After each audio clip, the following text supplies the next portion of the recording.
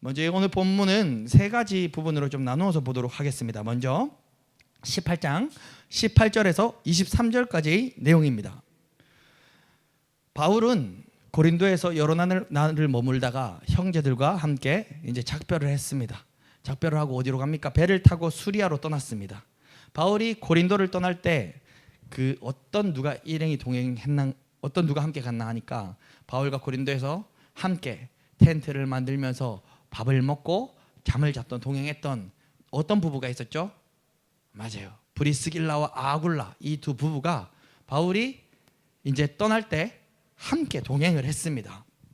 그래서 바울은 동행하여서 일찍이 먼저는 갱그리아라는 곳에서 바울이 서원한 게 있었어요. 그래서 머리를 빡빡 깎고 그 다음에 이제 이 브리스길라와 아굴라와 함께 바울이 어디로 가게 되는가? 에베소라는 곳으로 가게 됩니다. 에베소에 도착해서 바울은 가장 먼저는 회당을 찾았습니다. 브리스길라 아굴라 부부는 좀 집에 있으라 하고 바울은 혼자 회당을 찾아서 거기서 또 하나님의 복음을 전하면서 그들과 변론을 하게 되는 것입니다. 회당에서 많은 이들이 바울이 복음을 듣고는 감동을 받았고 복음을 듣기 원했지만 바울은 뭐라고 했냐면 하나님의 뜻이 있다면 내가 이 에베소에 다시 돌아오겠다라고 하면서 이제 그들을 뿌리칠 수밖에 없고 뿌리치고 에베소를 떠나게 됩니다. 여전히 근데 브리스길라와 아굴라 부부는 어디에 있습니까? 에베소에 남아 있습니다.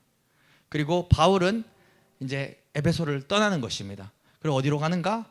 바울은 궁극적으로는 가장 처음 출발했던 전도 여행을 시작했던 장소로 돌아가려 합니다. 거기가 어디죠? 초대교회, 그 이방 선교의 거의 이제 교두부가 같은 역할을 하는 안디옥 교회. 옛날에 들었던 그 안디옥 교회 이제 기억이 나시죠? 그 안디옥 교회에서 바울이 계속 이제 바나바와 함께 쉽게 말하면 담임 목사를 일을 계속 하다가 오랫동안 선교 여행을 시작을 했잖아요. 근데 바울은 이제 이 안디옥 교회로 돌아가려 하는 것입니다. 성경에 나와 있지 않은데 왜 에베소에서 많은 사람이 붙잡았는데도 불구하고 바울은 다른 데서는 막 사람들이 복음을 좀 더 전해주세요 하면 복음을 더 전했는데 왜 에베소에서는 하나님의 뜻이 있다면 내가 다시 돌아오겠다 하고 뿌리치고 떠났냐 하면 오순절을 아마도 그 안디옥 가서 지키려고 했던 것 같아요. 그렇게 추정을 우리가 할 수 있습니다. 어찌했던 바울은 그렇게 급하게 이제 안디옥으로 예루살렘에 들렀다가 안디옥으로 돌아가게 됩니다. 사실 제가 이렇게 얘기를 하면서도 여러분들은 하나도 이해가 되지 않을 수도 있겠다라는 생각을 하고 있어요. 왜냐하면 저는 머릿속에 지도가 있고 바울이 어디로 갔다가 이제 처음 출발지 안디옥으로 돌아간다라고 생각이 있지만 워낙 이름이 많이 나오니까 여러분들은 이렇게 막 명칭이 나오고 막 이렇게 지도들을 막 나오고 하면은 이렇게 눈이 살 감길라 하시더라고요. 왜냐하면 이게 이해가 돼요. 이게 이해가 안 되니까 오늘만큼은 제가 지도를 띄워놓고 설교를 했으면 나으련만 하는데 이제 끝났습니다. 지명은 그렇게 많이 안 나옵니다. 바울은 안디옥으로 이제 돌아갑니다. 결국은 바울은 돌아가고 그 안디옥에서 얼마 머물러 있다가 23절을 함께 읽어볼까요? 시작. 얼마 있다가 떠나 갈라디아와 부르기아 땅을 차례로 다니며 모든 제자를 굳건하게 하니라. 아멘. 22절도 읽어볼까요? 시작. 가이사랴에 상륙하여 올라가 교회 안부를 물은 후, 여기서 교회가 어디냐면 여기서 예루살렘 교회입니다. 교회가 안부를 물은 후 어디로 간다 하죠? 안디옥으로 내려가서 그러니까 바울은 쉽게 말하면 안디옥에서 가장 먼저 전도 여행을 출발했는데 안디옥 교회랑 예루살렘 교회랑 가까이 있단 말이에요. 그러니까 바울이 이제 거의 교회의 시작과도 같은 초대교회의 시작인 예루살렘 교회에 가서 거기 사도들도 있고 하잖아요. 사도님들 저 전도여행 갔다 왔습니다. 잘 지냈습니까? 인사하고 자기가 담임 목회했던 안디옥 교회로 이제 돌아간 거죠. 그리고 23절 제가 왜 읽었냐? 얼마 있다가 안디옥으로 내려가서 얼마 있다가 떠나 갈라디아와 부르기아 땅을 차례로 다니며 모든 제자를 굳건하게 하니라. 23절부터가 무슨 내용이냐면 이거는 오늘 말씀에는 그렇게 안 중요할 수 있는데 여러분들이 성경을 읽어갈 때는 이 얘기를 들어놓으면 성경 이해하기 쉬워요. 이게 몇 번을 읽은 분은 제 얘기 딱 들으면 할 수도 있는데 23절부터가 바울이 제3차 전도여행을 시작하는 장면입니다. 안디옥으로 돌아갔죠? 안디옥으로 22절에 돌아갔죠? 이게 2차 전도여행이 끝났습니다 이제. 그리고 바울은 안디옥에 얼마간 머물러 있다가 다시 어디로 가죠? 갈라디아와 부르기아 땅을 차례로 다니면서 자기가 예전에 갔던 곳의 제자들을 굳건하게 한다 그러죠. 이게 바로 3차 전도 여행의 시작입니다.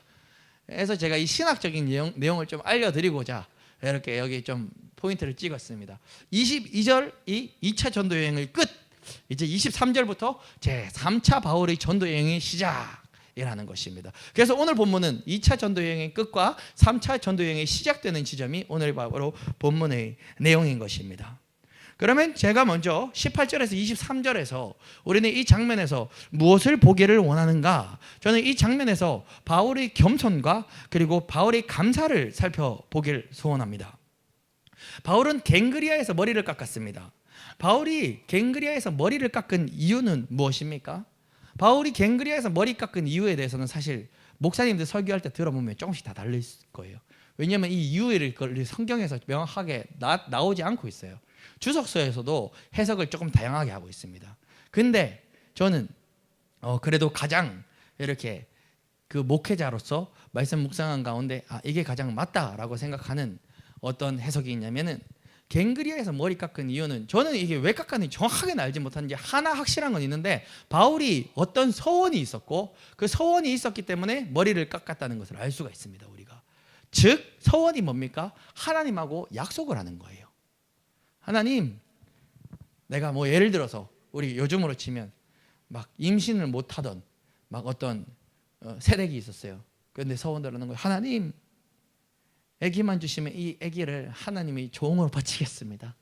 이렇게 했는데 막 10년 만에 아기를 낳은 거예요. 그러면 이제 그런 걸 쉽게 말하면 서원이라고 하는 거거든요. 그것처럼 바울도 어떤 서원인지는 정확하게 알지 못하지만 어떤 서원을 했고, 그 서원의 약속함이 그 기간이 끝났기 때문에 이제는 머리를 깎을 수 있는 것입니다. 그래서 이제 그렇게 좀 봐요. 나시린의 서원이다. 나시린이 쉽게 말하면 술도 안 하고 머리에 삭도도 되지 않고 하잖아요. 어떠한 일정 기간 동안 하나님, 어떤 일정 기간 동안 주님께서 이렇게 해주시면 내가 주님께 온 내 정성과 심장과 마음과 다 드리겠나이다.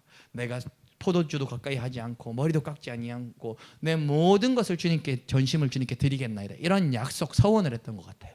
그리고 그것이 끝나고 나니 이제 머리를 깎을 수 있었던 것이죠. 그래서 추측건데 어떻게 보냐면 18장 9절 10절 함께 읽어볼까요? 18장 9절과 10절입니다. 시작. 밤에 주께서 환상 가운데 바울에게 말씀하시되 두려워하지 말며 침묵하지 말고 말하라. 내가 너와 함께 있음에 어떤 사람도 너를 대적하여 해롭게 할 자가 없을 것이니 이는 이 성중에 내 백성이 많으니라 하시더라. 아멘. 이 9절 10절 내용이 무슨 내용입니까? 하나님이 바울에게 하신 말씀이에요. 바울아 두려워하지 말라. 적군이 많아도 너 침묵하지 말고 예수 이름 전해라. 내가 너와 함께 있겠다. 너희 대적이 많다 할지라도 그들 중에 너를 해롭게 할 자가 하나도 없을 것이며 이 성중에는 내 백성이 많다. 바울아 너희 사역 감당하여라 라고 하나님이 바울에게 먼저 이렇게 음성을 들려주셨습니다. 말씀을 하셨습니다. 아마도 이 머리를 이제 삭도를 댄 서원은 뭐냐면, 이렇게 9절 10절에서 하나님께서 바울에게 먼저 주신 그 약속의 성취와 그리고 또 고린도에서 바울을 지켜주시고 안전하게 지켜주시고 보호해 주신 것에 대해서 바울이 이제 고린도의 사역을 마치고 이제 고향으로 돌아갈 때 감사하는 서원이라고 볼 수 있을 것 같습니다. 즉 바울은 하나님이 인도하셔서 이 고린도라는 지역에 갔어요. 바울이 자기가 하나님 고린도에 갈게요 해서 간 거 아니잖아요. 우리가 2차 전도 여행 중간에 보면 바울이 원래 갈라 했던 지역은 따로 있는데 하나님이 계속 막 이끄셔가지고 중간에 꿈을 꾸게 하시고 막 말씀하셔가지고 마게도니아 지역으로 가서 첫 유럽 빌립보에도 가게 되고, 그 마게도니아 지역에서 사역도 하게 되고 돌고 돌아서 어쨌든 고린도에 이렇게 이제 지금 이 순간에 닿아서 1년 6개월을 사역을 하게 하셨는데, 결국 고린도라는 지역에 보내신 분도 하나님이고 그곳에서 하나님이 자기 개인적인 사리 사역을 채운 게 아니고 하나님을 일을 하고 하나님을 전도하고 하나님을 가르쳤는데, 바울은 그럼에도 고린도에서 삶은 뭐죠? 위협과 두려움과 어쩌면 이러한 핍박 속에 살았다는 거예요, 사도 바울은. 그리고 마지막 순간에 지켜주신 것에 대한 감사함으로 서원이 머리를 깎았다는 것이죠. 저는 이 부분을 보면서 여러분들 이렇게 적용하길 원합니다. 저와 같은 사람은 이 상황에 만약에 바울과 같은 상황이었다면 어떻게 생각을 했겠습니까? 하나님이 2차 전도 여행을 주관하시고 하나님이 데살로니가든 아덴이든 아니면 이 고린도든 보내주셨으면 하나님이 지켜주시는 것이 당연한 것이 아니겠는가? 하나님이 일과 하나님의 계획이 있다면 하나님이 반드시 나를 지켜주셔야지.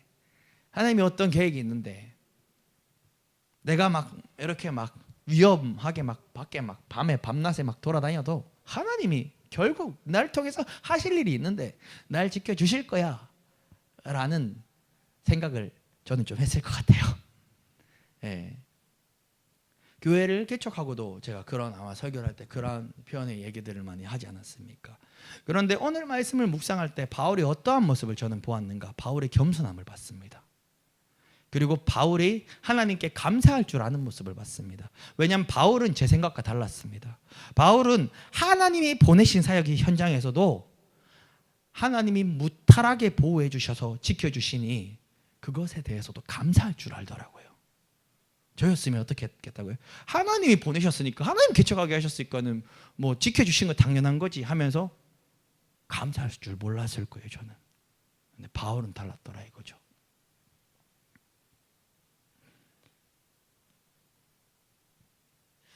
하나님이 보내신 길, 하나님이 이끄셨으니 어차피 결국은 되겠지 뭐라고 가지는 아니람이 아니라 하나님 내가 서원하오니 이 사역을 도와주시옵소서. 주님의 도우심, 주님의 손길이 아니면 아무것도 할 수 없습니다 라는 간절한 간구와 그리고 간절한 서원이 바울에게는 있었다는 것이죠.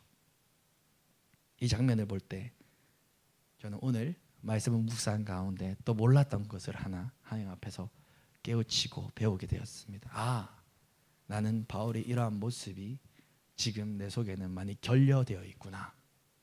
하나님이 보내셨으니 무조건 된다라고 안일함을 가지고 그냥 시간 지나면 되겠지라는 안일함을 가지고 있을 게 아니라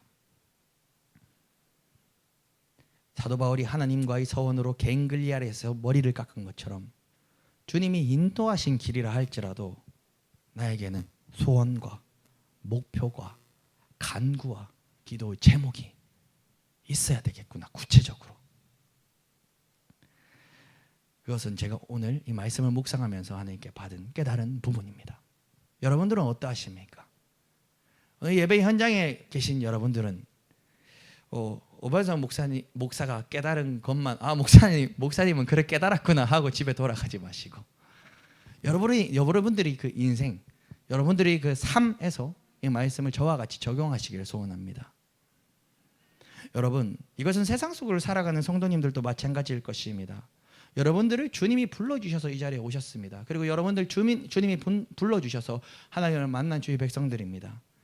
그러니까는 그냥 뭐 주님이 나를 창세전에 택해 주셨으니까 내가 주님을 예배하고 나는 천국 티켓을 따는 건 당연하지라고 그러한 안일함을 가지고 살아가지 마시고 하나님이 이끌어서 하나님이 불러주셔서 주님 앞에 나왔다 할지라도 그 속에 주님께 대한 감사를 드리시고 또 그 속에서 하나님을 향한 꿈을 꾸시고 그 속에서도 하나님을 향한 거룩한 간구함을 가지시는 우리 모든 성도님들 되길 간절히 소원합니다.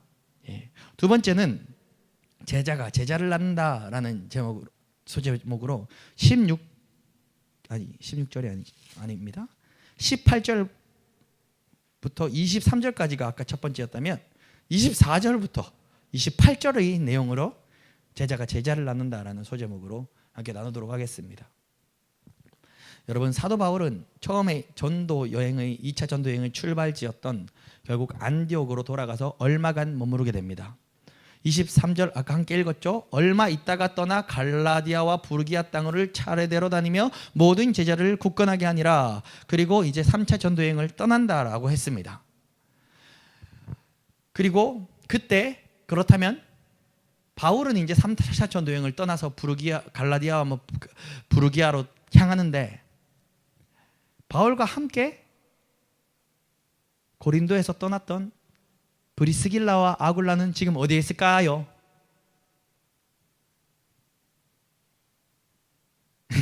맞죠? 이게 어려워요. 브리스길라와 아굴라는요 에베소에 있습니다. 에베소.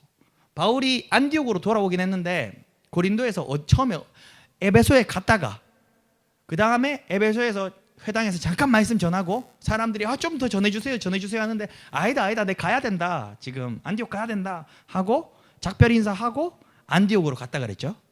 근데 고린도에서 에베소에 갈 때는 브리스길라 아굴라 같이 갔어요. 근데 바울은 혼자 안디옥으로 가고 에베소에는 브리스길라 아굴라가 여전히 남아 있습니다. 이제 이해되시죠, 상황이? 예. 그런데 브리스길라가 아굴라가 이 에베소에서 거하면서 이 부부가 여전히 복음에 집중하고 있었습니다. 그래서 브리스길라가 아굴라가 어느 날 이 에베소에 회당을 갔습니다. 회당을 갔는데 회당에 어떤 젊은 친구가 언변이 좋고 복음에 아주 능통한 젊은 친구가 이 회당에서 막 복음을 전하고 있는 것입니다. 마치 사도 바울처럼요. 근데 브리스길라 아굴라가 그 설교를 귀를 기울여서 이렇게 들어보니까 뭔가 2%가 좀 빠져있는, 아니 2%가 아니죠, 사실 98%가 빠져있는 거죠. 복음에 대해서 잘 알고 잘 전하긴 하는데 이 복음이 그 청년이 전하는 복음이 뭔가 부족한 거예요. 그래서 브리스길라와 아굴라가 어떻게 하느냐, 그 청년을 데려다가 하나님의 도를 더욱더 자세하게 풀어서 청년을 가르치게 됩니다. 그 청년의 이름이 뭔지 아십니까? 그 청년의 이름이 우리가 너무 잘 아는 아볼로라는 청년입니다. 아볼로는 알렉산드리아의 출신으로서 이 알렉산드리아에서 이미 하나님, 예수님에 대해서 너무나도 많이 잘 배우고 알았습니다. 그러니까 쉽게 말하면 신학교에서 공부를 했다 이거예요. 바삭한 거예요, 이 성경 지식이. 예수님에 대해서도 잘 알았어요. 그래서 설교를 엄청나게 잘했습니다.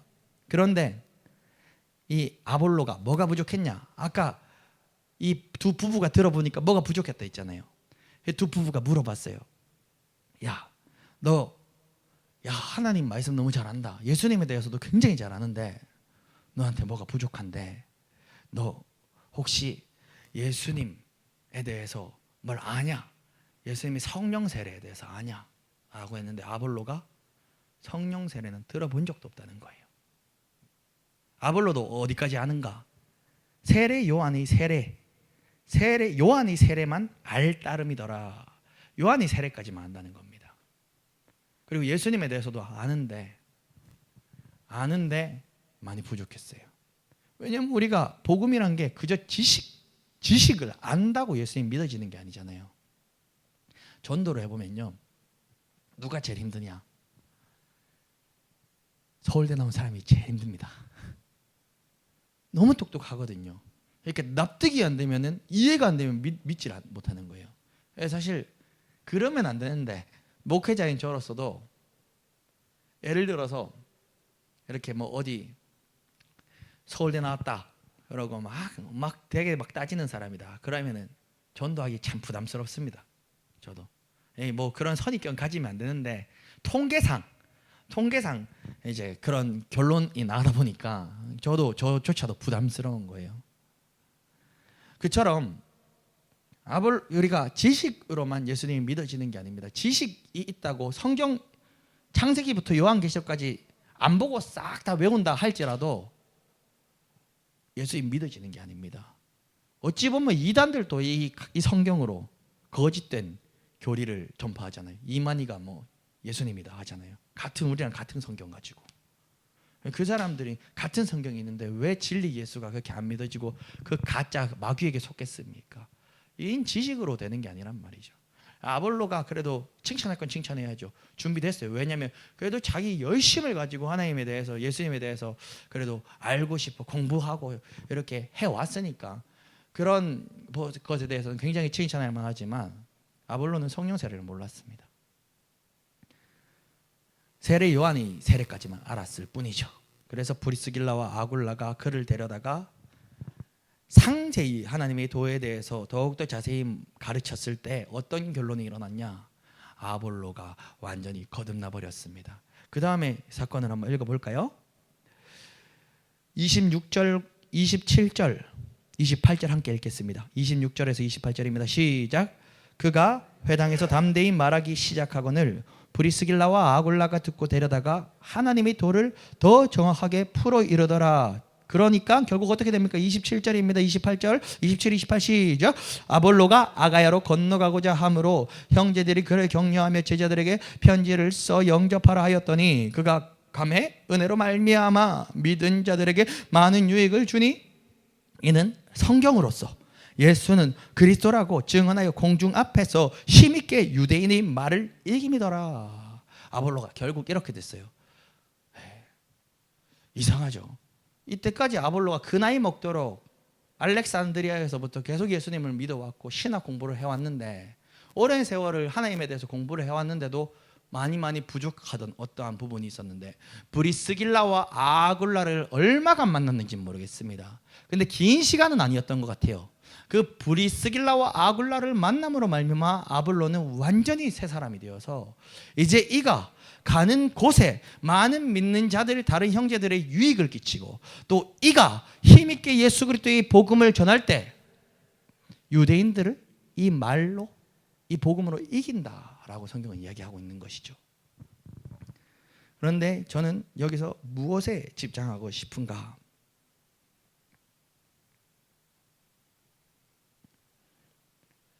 저는 지금 이 순간은 브리스길라와 아굴라에 더 집중해 보고 싶습니다. 아볼로는 훗날 어떻게 평가되는지 아십니까? 아볼로는 훗날 그냥 쉽게 말하면 우리로 치면은 이 청년은 결국 목사가 됐어요. 목사가 됐는데 어떤 목사가 됐냐면 고린도전서 1장 12절을 살펴보면요. 이렇게 제가 읽어드립니다. 내가 이것을 말하거니와 너희가 각각 이르되 나는 바울에게 나는 아볼로에게 나는 게바에게 나는 그리스도에게 속한 자라 한다는 것이니 이 내용은 사실 좋은 내용은 아닙니다. 고린도 교회에 분란이 생겼는데 다 열심히 있고 은사도 있고 다 주님을 위해 사는데 분파가 생긴 거예요. 교회 안에 우리 쉽게 말하면 이 교회에 파당이 생긴 거예요. 지금 파당이 생길 게 없습니다. 파당이 한번 생겨보는 것도 이런 말은 조심해. 생겨보는 것도 어느 정도 사이즈가 돼야 생길 수 있어요.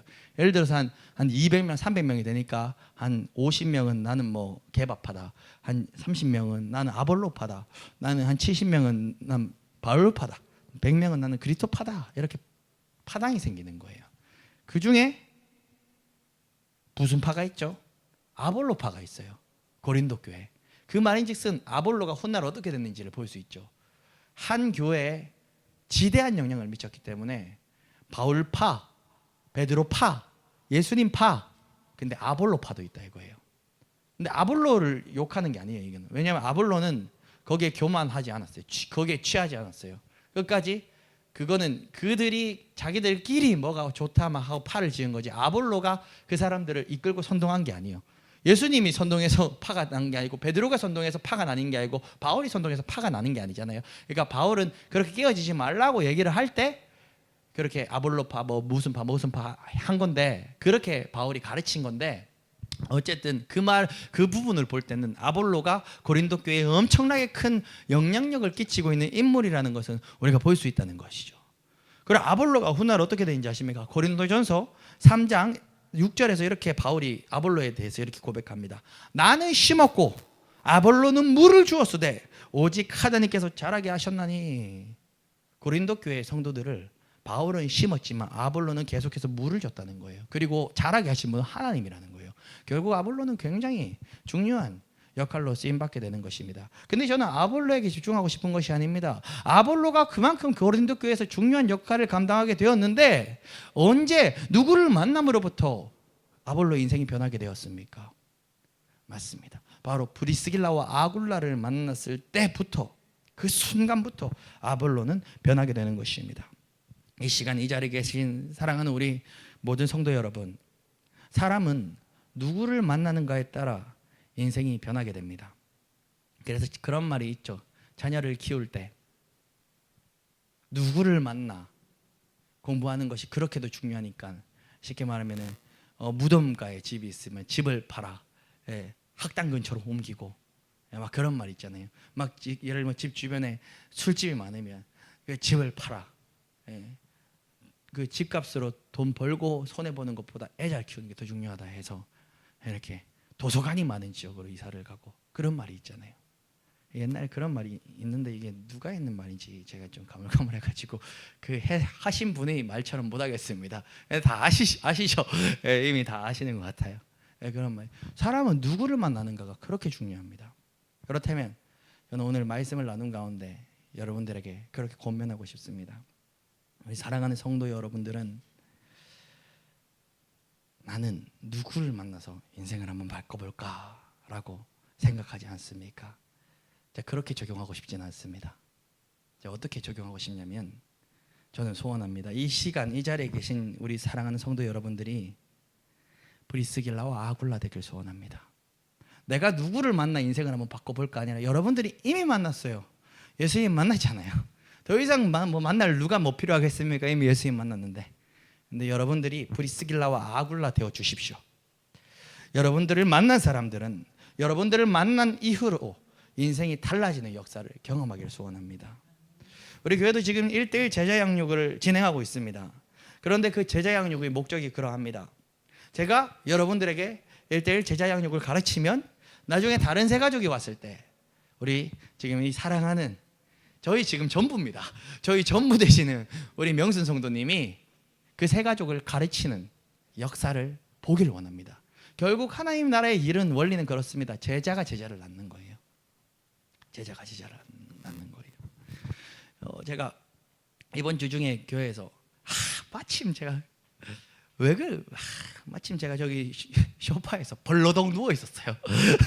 자, 저녁 먹고 잠깐 누웠나? 좀 약간 너무 피곤해가지고 하여튼 벌러덩 누워 있었습니다. 벌러덩 누워 있는데 뭔가 낌새가 이상한 거예요.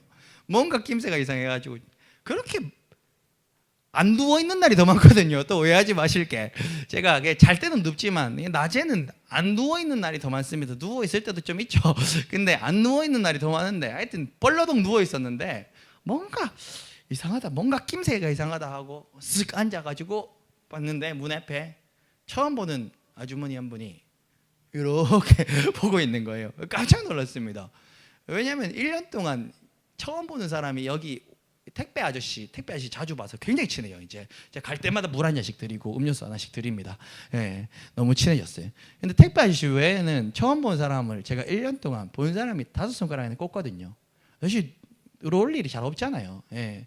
근데 어떤 아주머니가 이렇게 보고 계셔가지고 깜짝 놀라가지고 기도하고 있을 때 오셔야 되는데 나가가지고 안녕하세요, 어떻게 오셨어요 하니까 이렇게 화장실을 좀 쓸 수 있냐고 이렇게 물어보시더라고요. 근데 저는 알아요. 진짜 화장실을 쓰려고 오는 사람이 아니에요. 왜냐면 화장실 열쇠가 여기 있다라는 생각을 미리 하고 교회에 화장실 열쇠가 있겠네 하고 일부러 찾아오는 확률은 굉장히 낮단 말이에요. 그래서 예, 여기 있습니다. 화장실이 있습니다 하면 마음 편히 쓰세요 하고 얘기를 하니까 본인도 교회를 다니는데 이렇게 이사를 왔대요. 이 동네로 이사를 와서 뭐 이렇게 이제 이사를 하고 하는데 어느 교회라 해서 그 교회 이름 들어가지고 한번 쳐봤거든요. 이게 좀 타지역, 대구긴 한데 타지역. 그 교회 이름이 저쪽에 수성구에도 하나 있고 지산동에 있고 그리고 유라 신기 쪽에 있더라고요. 그래서 그 2개 중에 어디 위치인지 모르겠어요. 하여튼 그 교회 다니다가 이사를 왔는데 화장실을 쓰고 싶어서 빌려 쓰고 싶어서 왔다라고 하는 거예요. 그래서 화장실 쓰시면 됩니다 하고 했는데 언제든지 나중에 뭐 기도하고 싶으면 이렇게 편하게 오셔요 이렇게 하니까 목사님 주일날 한번 와볼게요 이러시더라고요. 제가 주일날 오란 얘기 안 했거든요. 본인이 그러시더라고요. 그래가지고 제가 이 사람은 진짜 화장실이 급해가지고 온 게 아니라 교회가 있네.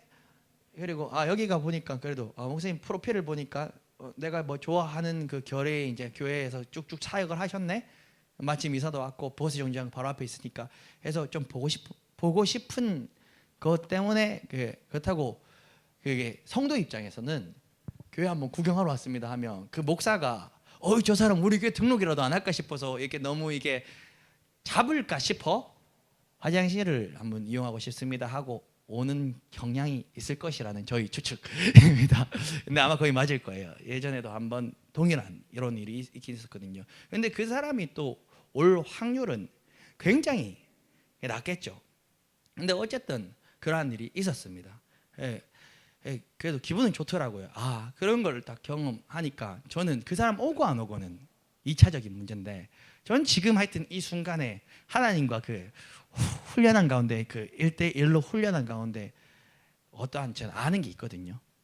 뭐냐면은 저한테 숙제가 있어요. 하나님의 숙제가 있어요. 제가 오늘 말씀을 묵상함 가운데도 똑같잖아요. 첫 번째가 뭐였습니까? 그냥 나는 하나님께서 개척하게 하셨으니까 시간 지나면 될 대로 되겠지, 이렇게 하면 제 이 훈련이 20년이 될 수도 있다는 거예요. 우리 명수 성도님 계속 이렇게 홀로 좀 외롭잖아요. 아무래도. 그래서 가지고 그 성경 공부 지난주에 하는데, 그 우리가 2시인가 3시인가 이렇게 만나기로 했는데도 명수 성도님이 1시에 집에 나오셔가지고 전도를 하시고 오신 거예요. 야, 해서 진짜 제가 깜짝 놀랐습니다. 그리고 그 전주 토요일에도 그냥 혼자 집에 계시다가 동네에서 전도를 하고 다녔다는 거예요. 우리 명수 성도님께서. 이게 도대체 무슨 일인가? 제가 지금 그러면서 사실은 제가 명수 성도님 때문에 너무 감사하게, 때문에가 나쁜 의도가, 나쁜 표현이 아니고 명수 성도님 덕분에 제가 계속 정신을 차리게 돼요. 왜냐하면 영혼이 없으면 목회자는 안 달라는 게 없거든요. 왜냐면 난 일단 나는 미안하지만 천국 티켓은 따놨단 말이에요. 그러니까 나는 그냥 이렇게 있어도 지옥은 안 가요. 죽어봐야 천국이에요.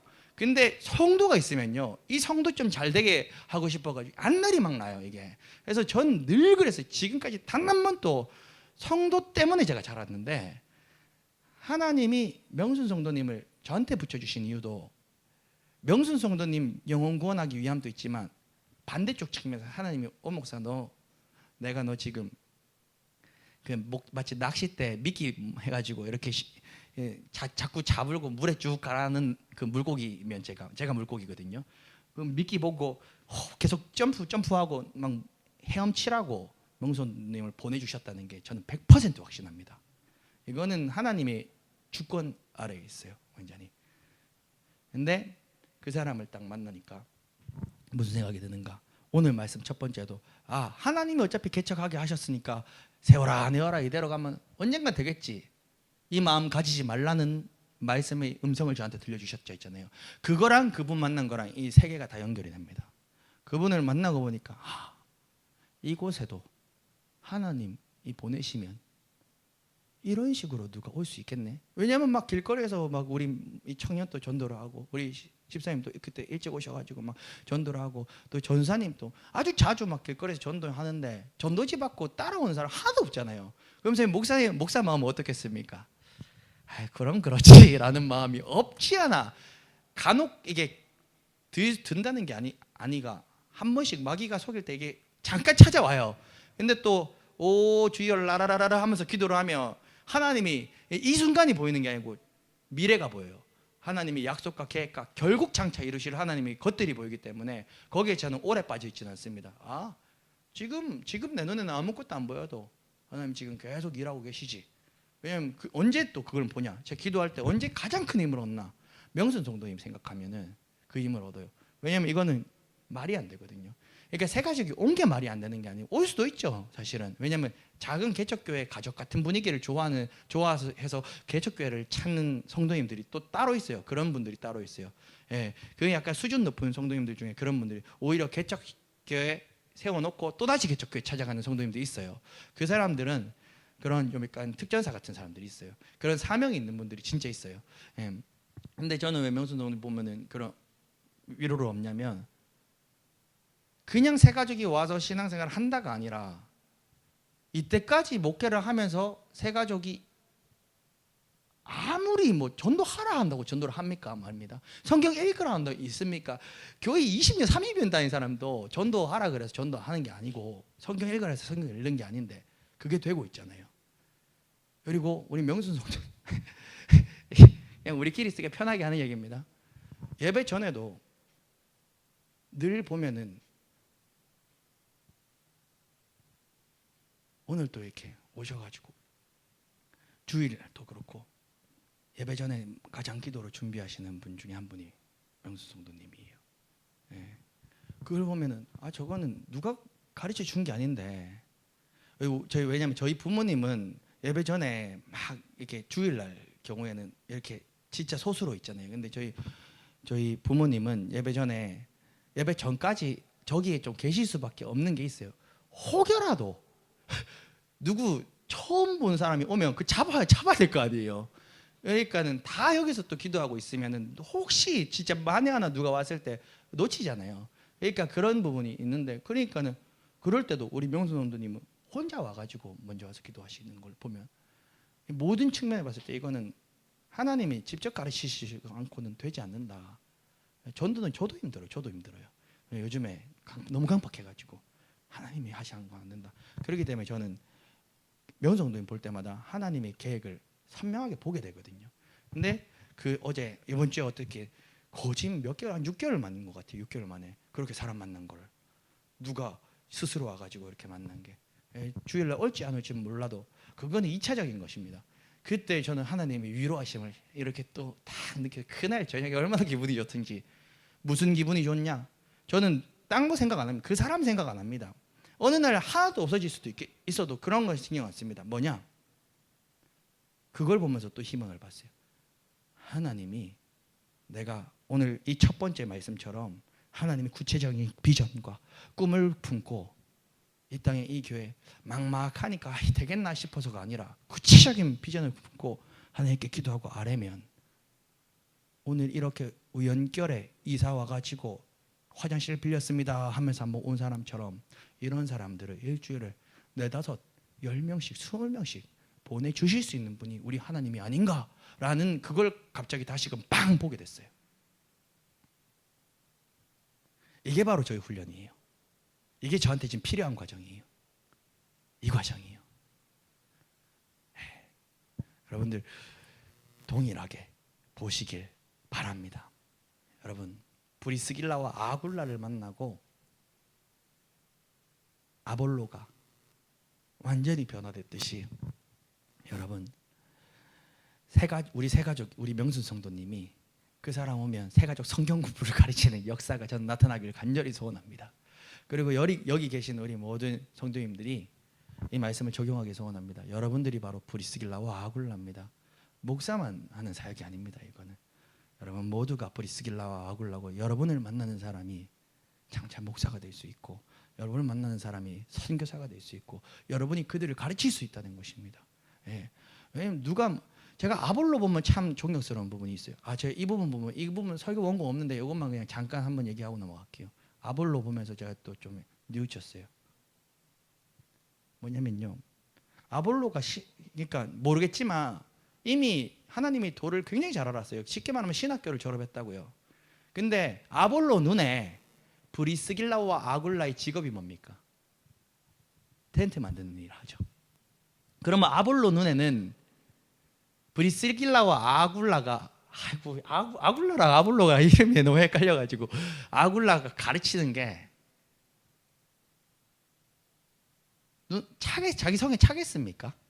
자기는 계속 신학교 교수님들하고 상대하면서 거기서도 잘한다 소문나가지고 이렇게 타 지역에 막 가서 회당에 가서 막 설교하는 실력이 있는데, 회당에서 설교하는 사람이 그 회당에 가만히 앉아있던 브리스길라 아굴라, 그것도 보니까 직업을 보니까 노가다.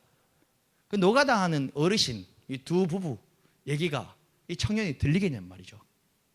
근데 이 청년은 브리스길라와 아굴라가 데려가서 하나님의 도를 자세히 풀어서 전할 때 아멘으로 들었다 이거죠. 저희 모습,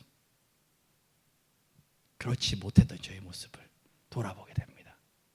왜냐하면 저도 목회자들이 목회를 오래 하다 보면 이제 생기는 문제점이 있는데 굉장히 이렇게 되는 경우가 많습니다. 경주마가 이렇게 옆에 안 보고 달리듯이 이렇게 되는 경우가 많다 이것이죠.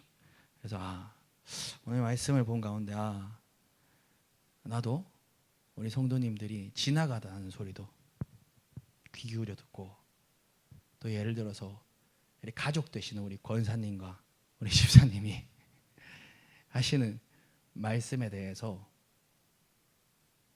이렇게 튕기지 않고 하나님께서 또 부모님을 통해서도 말씀을 하시는구나 하고 겸손하게 이렇게 들어야 됨을 말씀으로 보았습니다.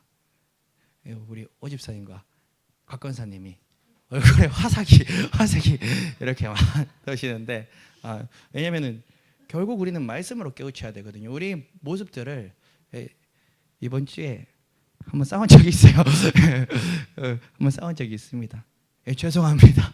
오늘 말씀으로 하나님께서 아들아 네가 잘못했다라고 말씀하시더라고요. 그래가지고 저는 그 말씀으로 늘 깨우치고 우리가 이때 깨우치고 또 잘못한 것을 인정할 수 있을 때 하나님의 은혜를 부어주실 줄 믿습니다. 갑자기 오집사님 얼굴이 검했는데 환해지기 시작합니다. 이것이 또 저희 훈련이기도 하고 결국은 가족은 영적으로 묶여 있거든요. 결국 내가 하나님 무릎 꿇고 내가 하나님 말씀 앞에 계속 해결을 하고 깨어지면 다른 가족들도 삽니다. 이게 목사의 가족도 똑같은 거예요. 아니까 또 가족끼리는 그게 또 잘 안 되는 거. 아니까 가족끼리는 그냥 좀 서로 먼저 큰 소리가 빽 나가게 되는 것 같고 오히려 그러니까 가족들이 싸우는 거 보면요 그래요. 그 싸우는 그 지점이 바로 그 자기 약점이거든요. 싸우는 그 지점이 내가 그 가족하고 싸우는 그 지점이 바로 자기 약점이거든요. 이런 걸 볼 때 우리가 그래도 부끄럽지만 우리가 나의 연약함을 인정하고 주님 도우심을 간청할 때 이러한 고백들이 여러분들 또 다른 모든 성도님들 앞에서 이렇게 장차 하나님께 열어가시는 축복의 통로가 되는 것을 보게 하시는 통로가 될 줄 저는 확신합니다. 마지막 세 번째, 여러분 브리스길라 아길라 되어서 제자 삼게 소원합니다. 마지막 세 번째, 아볼로의 성령 세례라는 것인데요. 이게 사실 오늘 가장 중요합니다. 가장 중요하지만 간결하게 나누도록 하겠습니다. 아볼로는 브리스길라와 아굴라를 만나기 전에도 예수님을 알고 있었지만 요한의 세례만 알고 있었습니다. 그런데 브리스길라와 아굴라를 만나고 아볼로는 이제 뭐를 알게 되었죠? 하나님의 도를 정확하게 배우게 됐습니다. 도대체 그렇다면 하나님의 도가 무엇인가? 그게 뭔가? 도대체 뭘 배웠길래? 그 하나님의 도라고 하면 우리가 이해가 안 되잖아요. 뭘 배웠길래 갑자기 아볼로의 사역이 그렇게 급격하게 전환되었는가? 그것은 19장 1절에서 7절까지의 말씀을 해석하면 풀 수 있는 문제입니다. 우리 19장 1절부터 7절까지 함께 읽도록 하겠습니다.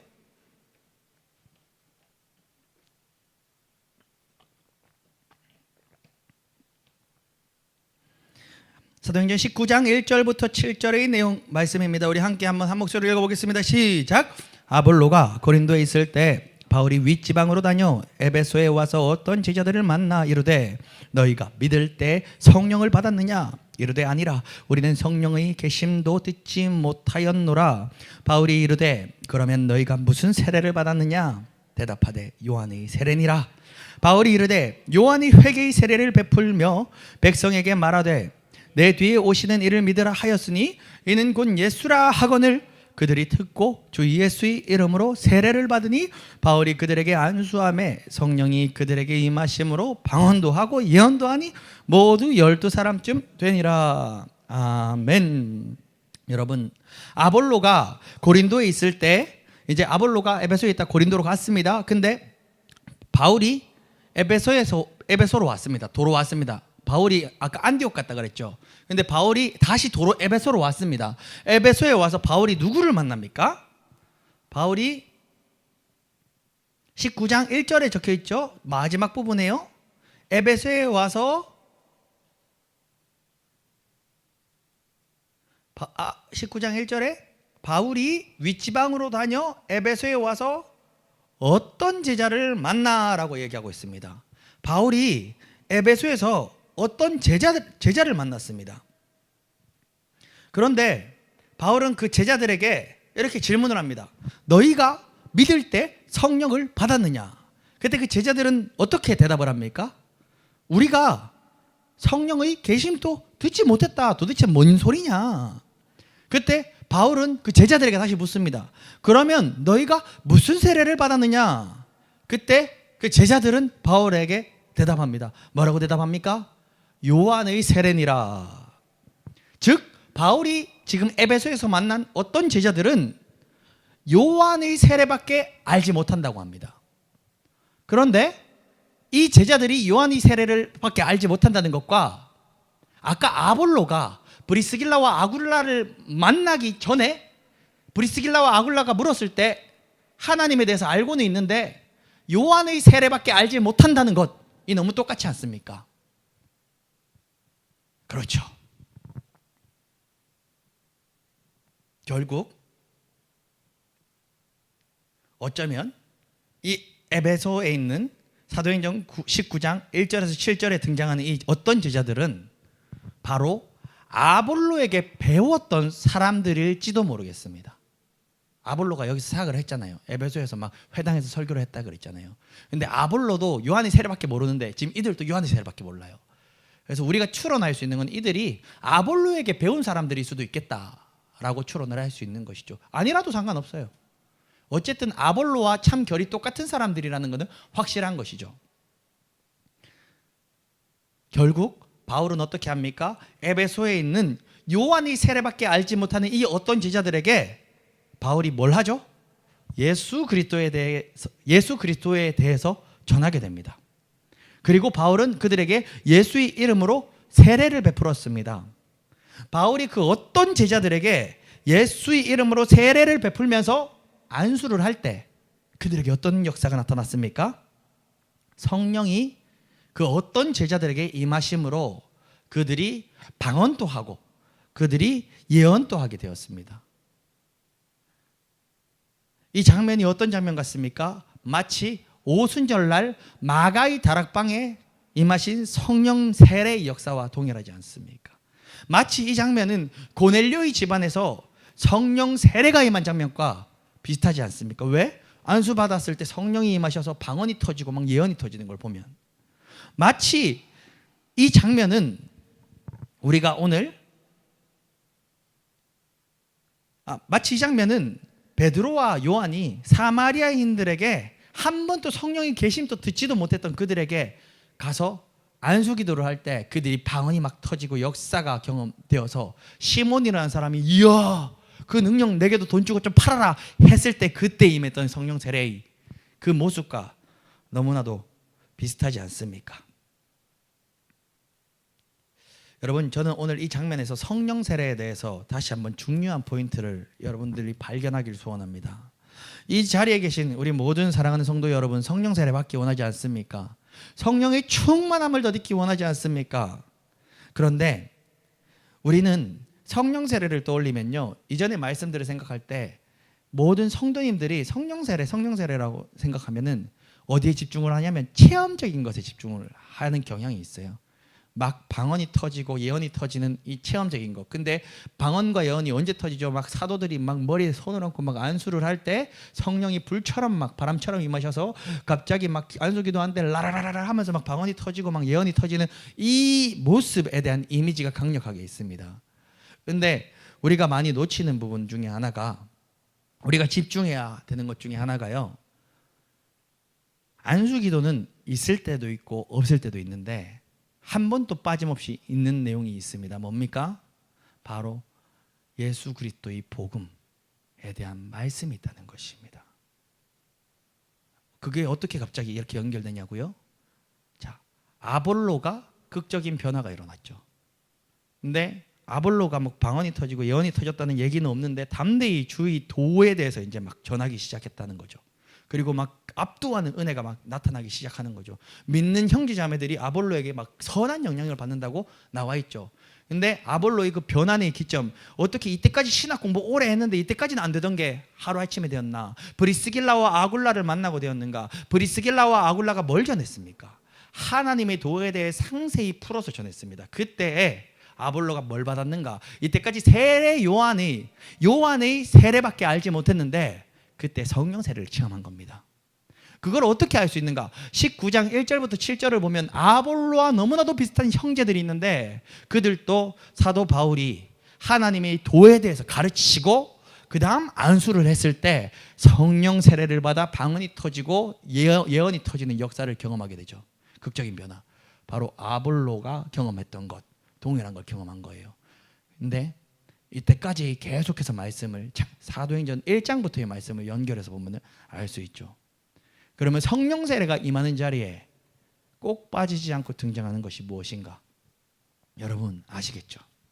예수 그리스도의 복음, 그것입니다. 우리가 해서 성령 세례라는 걸 생각할 때 어떠한 체험적인, 몸의 체험적인, 가시적으로 보이는 어떤 체험적인 것만 생각하는 경향이 많은데 하나님의 복음이 더 중요합니다. 하나님의 복음이 강력하게 들어갈 때 성령 세례가 임하는 것이고, 그때의 성령 세례가 임할 때는 그때의 반응으로 방언도 터지고 예언도 터지고, 또 예를 들어서 어떤 자는 하나님의 도를 강하고 담대하게 전할 수 있는 하나님 나라의 막 이야기들이 흘러 넘치는 그런 경험을 할 수도 있는 것이고, 다양하게 나타나는 것입니다. 그럼 우리가 오늘 이 시간 성령 세례를 바라볼 때 기억해야 되는 게 무엇인가? 하나님의 도에 대한 배움이 있어야 돼요. 하나님의 도에 대한 깨달음이 있어야 돼요. 즉 예수 그리스도의 복음에 대한 깨달음이 있어야 돼요. 예수님이 우리를 위하여, 우리를 사랑하셔서 완전한 인간 되시어 이 땅에 내려오시고, 우리를 위하여 이 땅에서 사시다 공생의 그 모진 고통을 감당하시고, 우리를 위하여 십자가에 못 박혀 죽으시고, 우리를 위하여 장사한 지 사흘 만에 사망 권세 이기시고 부활하셔서 하나님의 보좌의 우편으로 올라가셔서 부활승천하셔서 하나님의 보좌 우편에서 우리에게 성령을 보내주셔서 우리 모든 심령에게 지금 이 순간 성령이 함께 하시게 하신 그 예수 그리스도의 사역, 그 예수님이 우리가 깨달아져야, 지식으로 아는 게 아니라 신학교에서 그저 배운 지식, 책의 지식을 머리에 암기한 게 아니라 이 진실이 나한테 깨달아지면 성령의 세례는 임할 수밖에 없는 것입니다. 성령의 세례는 역사할 수밖에 없는 것입니다. 내가 많이 기도도 하고, 내가 많이 그래도 주의 도를 알기 위해 몸부림도 쳐왔고, 제가 그랬어요. 제가 오랜 세월 남들보다 좀 더, 쉽게 말하면 좀 더 좁은 길의 훈련도 막 받아왔는데 왜 나는 아직 원활하게 쓰임받지 못하는가? 저에게 오늘 하나님께서 말씀하십니다. 주의 도를 깨달아라. 주의 도를 깨달아라. 그러면 저는 무엇을 해야 되는 것인가? 다 해야 돼요. 기도도 하고 말씀도 붙잡아야 되고 전도도 하고 찬양도 하고 모든 것이요. 근데 지금 이 순간에 제가 목회를 한 몇 년간의 기간이 있지만 지금 이 순간에 주님이 저한테 좀 집중하기 원하시는 것은 오늘 이 말씀을 통해서 보여주신 건, 사도 바울도 회심하고 원활히 쓰임받기 전에 아라비아 광야로 가서 훈련받는 몇 년의 시간들이 있었어요. 제가 지금 이 순간에, 이 개척교회 이 순간에 주의 도에 붕덩 빠지기 소원합니다. 잘 안 돼요, 솔직히 말하면. 솔직한 얘기로 이게 잘 안 읽혀져요. 저도 요즘에 이게 큰 전쟁인 것 같아요. 이상해요. 자꾸 이게 집중이 흐트러져요. 제가 그래요. 근데 이 시간 은혜를 구합니다. 오늘 빨가벗네요. 오늘 네, 은혜를 구합니다. 우리 청년이 예배 전에 저한테 얘기했거든요. 주님, 그 말씀을 결단하고 제가 읽길 소원합니다 라고 얘기를 했는데, 저도 이 시간 하나님께 간구합니다. 이 청년과 함께, 그리고 사랑하는 우리 성도님들과 함께 주인 말씀에 정말 미쳐보길 소원합니다. 주신 시간, 이 주신이 훈련의 시간 가운데 사도 바울의 아라비아 광야와 같이 저는 주의 도에 흠뻑 빠져 하나님 말씀을 날마다 상고하는, 그래서 시간 가는 줄 모르는, 마치 제가 중학교 시절에 게임 중독에 걸려서 하루에 10시간씩 게임을 해도 시간 가는 줄 몰랐을 때와 같은 하나님 말씀에 빠지는 은혜를 주시기를 간절히 소원합니다. 저도 제 의지로 노력하고 간구하고 나아가겠사오니 주님은 그리 될 수 있도록 저를 성령으로 붙잡아 주시기를 소원하고, 우리 사랑하는 성도님들을 또 그렇게 되게 해주시길 간절히 소원합니다. 우리 사랑하는 우리 새가족 명순 성도님이 처음에 교회 온 지 이제 처음 성령 드리고 한 일주일 만에 신약 성경 1독을 다 해버리셨는데, 이거는 나쁜 얘기가 아니고, 그리고 얼마 전에 나중에 여쭤봤을 때 요즘은 그렇게 성경이 읽혀지지는 않는다라고 성경이 말씀을 하시더라고요. 너무 근데 지극히 이제야 정상인 거거든요. 이게 이게 사실 이게 이제야 정상인데, 근데 우리는 그렇게 보지 말자고요. 이제 저도 하나님의 말씀을 받아 그렇게 몸부림치게 소원하니 우리 명순 성도님도 처음 성경을 받아 들었을 때 그 감격이 회복되길 중부하겠습니다. 요즘엔 또 성경이 조금 그래도 읽혀지긴 읽혀지세요? 조금씩이라도. 예, 요즘은 어때요? 예. 예. 아, 공부하는 책은. 아, 아, 너무 감사합니다. 예. 그 지난 성경 공부 마치고 집에 모셔드릴 때 예수님이 12제자 이름을 다 외웠다 하시더라고요. 그래서 성경을 읽는데 이제 그걸 외우고 나니까 조금 성경이 더 이해되는 것 같습니다. 목사님 하시는데 깜짝 놀랐어요. 저는 그 12제자 이름 외우라고 한 적이 없거든요. 가르쳐 준 적도 없습니다. 근데 세례 문답 그게 12제자 이름이 나오잖아요. 그걸 보고 외우신 거예요. 주여 하나님 내가. 근데 저도 주님께서 우리 명순 성도님에게 막 불같은 힘을 넣어 주실 이때 이때 그 바람이 꺼지지 않기를 같이 기도하겠습니다. 우리 모든 성도님들이 그렇게 되길 간절히 소원합니다.